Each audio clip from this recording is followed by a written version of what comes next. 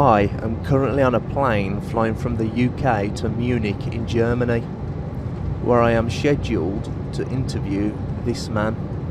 I find it very interesting that this sort of information is in the ancient scriptures of the Holy Quran, and I have no way of knowing where they would come from, but I think it is extremely interesting that they are there and that this work is going on to discover the meaning of some of the passages. Now, allegedly at some point he was asked, what do you think is the origin of the text in the Quran? To which apparently he's supposed to have replied, well, I would think it must be the divine being. Now this is going to be interesting.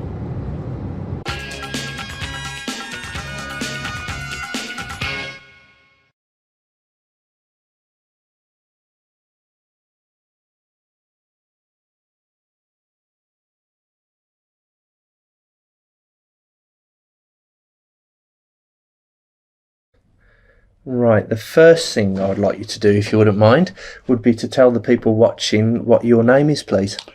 William W. Hay.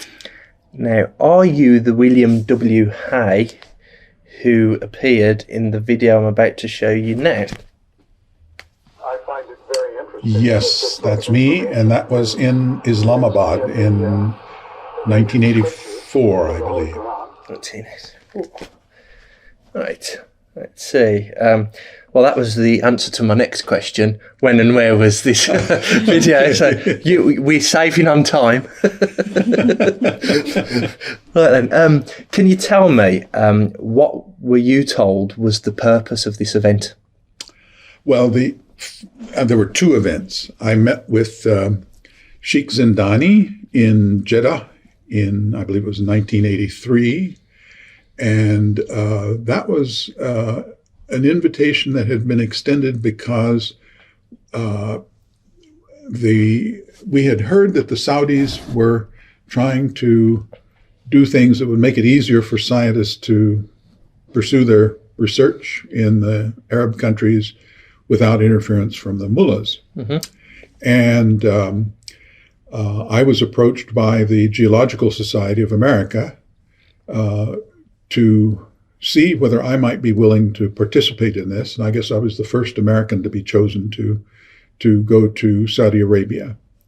So I was a little concerned about what this was about because I don't know much about religion, and my specialties are in geology and marine geology and paleoceanography and paleoclimate. And but I was visited by two gentlemen, a Mr. Ahmed and a Mr. Mansour, who talked to me about visiting Sheikh Zindani, and I agreed to do it. Mm-hmm. I had understood that this was a program that was going to help to make it easier for scientists in the Muslim world to do their work. Right. Okay. Can you describe what happened upon your arrival? The first event was Jeddah, did you say? That's right. So could you describe what happened when you arrived at Jeddah? Well, I arrived at Jeddah and was taken to a hotel, the Meridian, and then for about 4 days, each day I would visit Sheikh Zindani, and we would have a discussion about different topics that he was interested in. Very, very pleasant man to talk to, and so on. And he felt that there were certain passages in the Quran that were not readily explained except in terms of modern science. Mm-hmm. So I was curious to learn about those, and we had good conversations. Mm-hmm. Toward the end, we settled on one topic that they wanted me to talk about, which was about internal waves in the ocean. Well, this is a pretty esoteric topic, and I was really curious as to how there could be anything in the Quran about it. But actually, there is knowledge of these that goes back a long, long way. The Vikings knew about them and so on. I was asking whether Muhammad had ever been to sea or had been talking to sailors, and I was assured that he had never even seen the sea and never talked to sailors, and he was illiterate and would not have had any knowledge about these sorts of things. So I said, well, if there were no possibility that he had ever heard any of this or this or this or this, then I made the statement, well, then you could say it was information from a divine being, but that would require a lot of proof. You would have to be sure that none of these other things had happened, and that what didn't seem to be evidence that one could exclude them from having happened. So when you were saying, so I noticed the thing with the interview that's being distributed. You're saying that the information in the text presented to you was quite interesting, and that it's good that they're trying to work out the origins of this text. And then the video cuts immediately to a new scene where you say it must be from the divine being. Now, the accounts that I've got, there's one here, which is a Quran, which has got claims for scientific miracles in, and you're listed in the back. And it says, for that part, and when he was asked about the source of the Quran, he replied, well, I would think it must be the divine being. So are you saying that is a misrepresentation? That's a misrepresentation. Okay. There's no question about that. At the meeting, and now that was, I think those quotes are all, or the video is from the meeting in Islamabad, which was a year later, which was a larger conference. Mm-hmm. At the meeting in Jeddah, we had a final session that was filmed out on a boat. And again, the sheikh went through his list of things, and I explained all the things that I thought might not be true. Yeah. That things that Muhammad might have known, and so on and so forth. And he said, but if we exclude all of those, then what is the conclusion? Well, then I said, well, then you could conclude it could have come from a divine being. Yeah. What came after that is, of course, recorded, and that is I think I made a statement, but I don't think that's what happened. So effectively what he'd done was to say, look at this information. You'd presented lots of various ways that he could have known it through purely natural means. And he said, well, what if he'd never did this? What if this isn't true? What if this isn't true? Painted a purely hypothetical situation. Right. And you said, well, under those conditions, it must have been from the divine being. But I don't think so. That's right. And then the middle was cut out. And then, of course, the fake question was presented. And I realized this had gone on for about 4 days, preparing me for this, and to get to the point where one would finally say those words that he wanted to hear. Mm-hmm. So he was a very clever person. Let's see. So that was the follow-up visit to Islamabad. You said to me earlier before we started recording that took place on a boat. This was in Jeddah. Jeddah was the boat. Yeah. Okay. Yeah. Now the conference in Islamabad, I think the video is from the conference in Islamabad. Mm-hmm. There were a number of people present. It was a meeting with several hundred people present, conducted in the Parliament building of Pakistan. Mm-hmm. And at one point we had a panel discussion. Yeah. And that's what the video is from. And what I emphasized there was that it's interesting that these things might be in a religious text, but I didn't know why they would be there. Mm-hmm. And the biggest problem with them is interpretation, because I think the sheikh was reading into them all sorts of modern interpretations which weren't necessarily original. Mm-hmm. And perhaps I should say that I think the problem in this whole area is that the meanings of the words, while the words themselves are preserved in script, mm-hmm. the meanings of the words may not be the same today as they were in the year 700. Mm-hmm. That happens in all other languages. I don't know why Arabic would be any different, that meanings of words don't change with time. Mm-hmm. So I think that's probably the biggest problem in the whole thing, Yeah. is that the words don't mean the way the sheikh is interpreting the words, Yeah. which seems to be his unique way of interpreting the words, is not the same as what the original words meant. Mm-hmm. Of course, there's various exegesis on the Quran from different centuries where these miracles are never told. We're not had these miracles described to us in advance of the scientific discovery, but then when the scientific discovery is made, people look back and say, "Oh, look what the Quran clearly said all along." These most of them are things that I would think that if God wanted somebody to make a great revelation, these are not the things I would have expected. Yeah.